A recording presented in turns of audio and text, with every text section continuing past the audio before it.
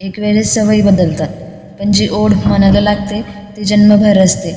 सवय लागते ती चहाची पण, ओढ लागते ती फक्त माणसांची. म्हणून प्रयत्न करा सवय होण्याचा नाही, तर असा माणूस व्हा ज्याच्याशिवाय राहणं कठीण होईल. हसवा, खदा नाही, मनापासून.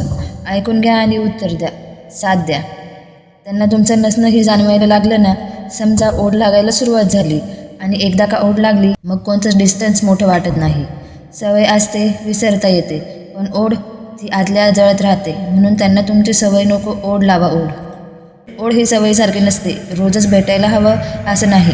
पण हो, एकदा लागली की मनात घर करते. ना 24/7 अवेलेबल राहा, ना कोणाच्या मागे पळा. पण हो, एकदा जर कोणाशी मनाने कनेक्ट झालं ना, तर मग तो माणूस विसरूच शकत नाही. कारण जे सगळीकडे मिळतं त्याची कुणालाच ओढ लागत नाही. त्यामुळे ओढ लावायची ना, तर आधी स्वतःमध्ये अनरिप्लेसेबल काहीतरी तयार करा.